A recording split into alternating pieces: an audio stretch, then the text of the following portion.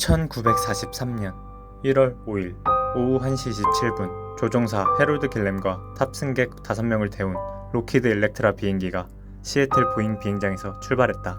몇 시간 후 맑았던 날씨는 무거운 구름과 난기류로 바뀌었고 극한의 기온으로 인해 비행기 날개에 얼음이 쌓였다.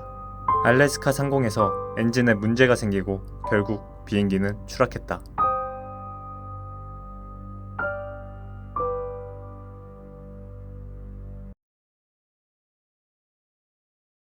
로키드 일렉트라는 MK건설 회사가 소유한 항공기였다. 이 회사의 수석 조종사인 해롤드 길렘은 부시 파일럿으로서 알래스카와 시베리아 전역에서 많은 비행 경험을 쌓았다. 부시 파일럿은 경제적, 환경적 요인으로 길이 없는 오지에 물자와 승객을 태워 나르는 조종사를 뜻한다. 이 비행기에는 민간 항공청 소속 통신 엔지니어인 조셉 티벳, 민간 항공청 소속 속기사인 수잔 배처, MK회사 건설 감독관인 로버트 개보, MK회사 정비사인 퍼시 커팅, 앵커리지 호텔 주인인 듀이 매츠도프가 타고 있었다. 1943년 1월 5일 오후 1시 27분 로키드 일렉트라가 시애틀 보잉 비행장에서 출발했다. 로키드 일렉트라는 목적지인 알래스카 앵커리지로 가기 전에 아네트 섬에 연료 급유를 하러 가는 중이었다.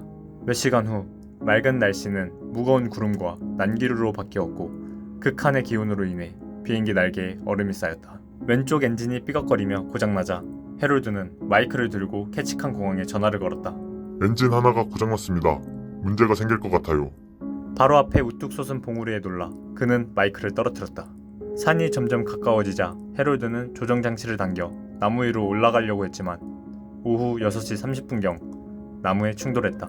오른쪽 날개가 나무에 충돌하여 떨어져 나간 후 비행기가 알래스카 남동부의 눈 덮인 산비탈에 추락했다. 비행기가 너무 빨리 추락해서 승객 중 그 누구도 안전벨트를 맬 시간이 없었다. 어두운 승객실에서 조셉 티벳은 깨어났다. 그는 위쪽 구멍에서 빛이 나오는 것을 발견하고 틈새를 뚫고 들어갔다. 찢어진 비행기 금속에 그의 머리와 어깨가 베었다. 그는 밖으로 나간 후 승객들의 이름을 부르기 시작했지만 침묵만 있을 뿐이었다.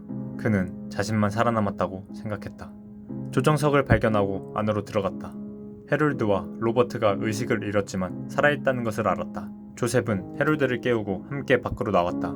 비행기 안에 있던 로버트는 점차 의식을 되찾고 안전벨트를 풀고 일어서려고 했지만 왼쪽 다리가 골절되어 고통에 다시 기절했다. 로버트가 다시 깨어난 후 승객실로 기어갔다. 그는 승객인 수잔 배처가 도움을 요청하는 목소리를 들었다. 로버트가 기절하고 다시 깨어났을 때는 밖에 통나무에 앉아 있었고 어떻게 나왔는지 전혀 기억하지 못했다. 듀이 매츠도프는 로버트 옆에 코트를 두른 채 누워 있었다. 듀이의 쇄골은 부러지고 갈비뼈가 여러 개 부러졌다. 퍼시 커팅은 승객 중에서 부상이 가장 적어 보였다. 해롤드, 퍼시, 조셉은 수잔을 꺼내기 위해 승객실로 들어갔다. 그녀는 의식이 있었지만 그녀의 손이 문과 벽에 끼어서 거의 절단되기 직전이었다. 2시간 동안 그녀를 잔해에서 꺼내려고 했지만 실패했다. 그녀의 손을 빼지 못한다면 출혈은 멈추지 않고 죽게 될 것이었다. 그래서 남자 중 한 명이 수잔에게 해야 할 일을 설명하고 그녀의 손을 절단하고 재빨리 지혈대를 감았다. 그들은 수잔이 누울 수 있도록 좌석 쿠션을 모으고 체온을 유지시키기 위해 코트를 덮었다. 퍼시는 다리가 마비되어 움직일 수 없었다. 해롤드는 밤에 자주 일어나 불을 피우고 수잔을 더 편안하게 하려고 노력했다. 둘째 날 밤이 되자 수잔은 결국 사망하고 말았다.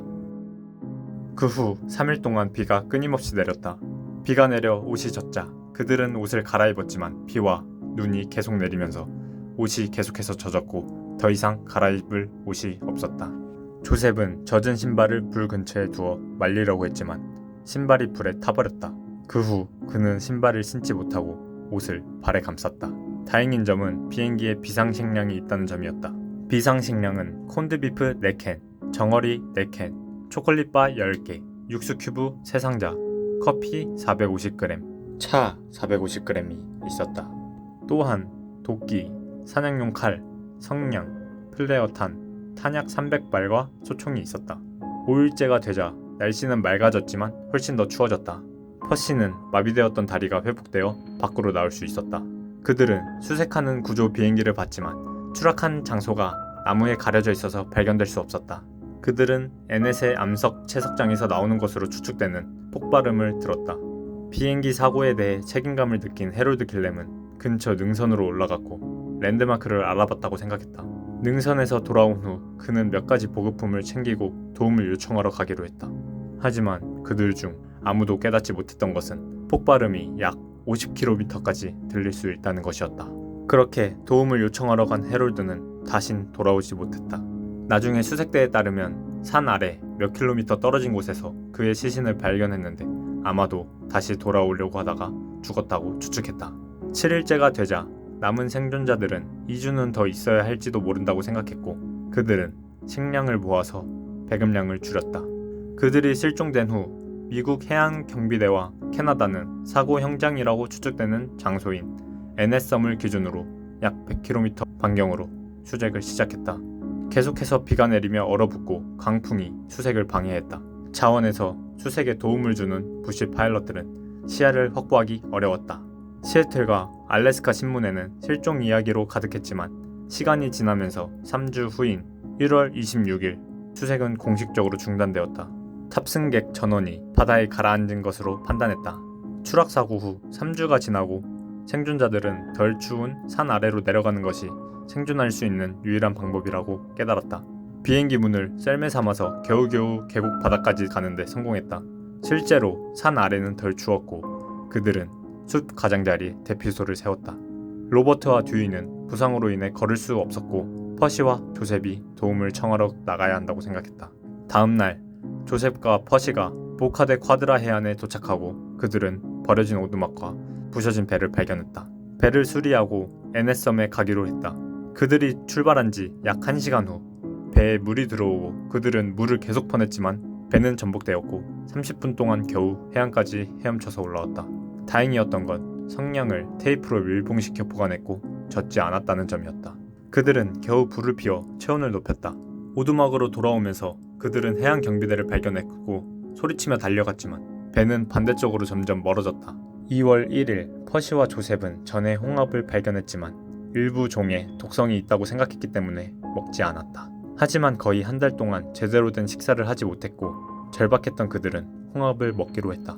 그날 밤 그들은 독성으로 인해 죽을 것이라고 생각하고 살아있는지 확인하기 위해 계속해서 서로를 깨웠다. 다음 날이 되자 홍합이 안전하다는 것을 확인한 후 더 많이 수확하기로 한다. 2월 2일 조셉과 퍼시는 작은 해안 경비대 선박이 들어오는 것을 보았고 오래된 통조림 공장 근처에 정박한 것을 확인했다. 그들은 배가 볼 수 있도록 모닥불을 피웠지만 선박으로부터 아무런 신호가 오지 않았다. 시간이 지나며 점점 어두워지자 배가 보이지 않았다. 2월 3일 새벽 4시에 눈보라가 왔고 그들은 한치 앞도 보이지 않았다. 오전 9시가 되자 폭풍은 가라앉고 주변은 하얀 눈으로 뒤덮였다. 안개가 걷히고 몇 분 후 그들은 배의 엔진 소리를 들었고 배가 자신들을 향해 오고 있는 것을 봤다. 해안 경비대 선원 2명, 레오놀드 올슨과 칼 더들러는 생존자를 발견했고 조셉과 퍼시는 배에 탑승했다. 해안 경비대 선원은 우연히 만에 들어왔고 전날 모닥불을 발견했지만 눈보라로 인해 선장은 아침까지 날씨가 좋아지기를 기다렸다. 배는 캐치칸으로 향했고 조셉과 퍼시는 병원으로 이송되었다. 그들은 지쳤고 27kg이 감량되었다. 하지만 그들은 몇 시간만 쉬고 로버트와 듀이를 찾기 위해 구조대와 함께 수색하기로 한다. 그들은 마침내 대피소에 도착했고 놀랍게도 로버트와 듀이 둘 다 살아있었다. 마침내 로버트와 듀이도 구조되었다. 생존자들의 이야기는 전국적인 관심을 끌었다. 그들의 소식은 희망적인 이야기였으며 2차 세계대전의 가장 어두운 시기에 암담한 뉴스에 지친 많은 사람들에게 희망을 가져다 주었다.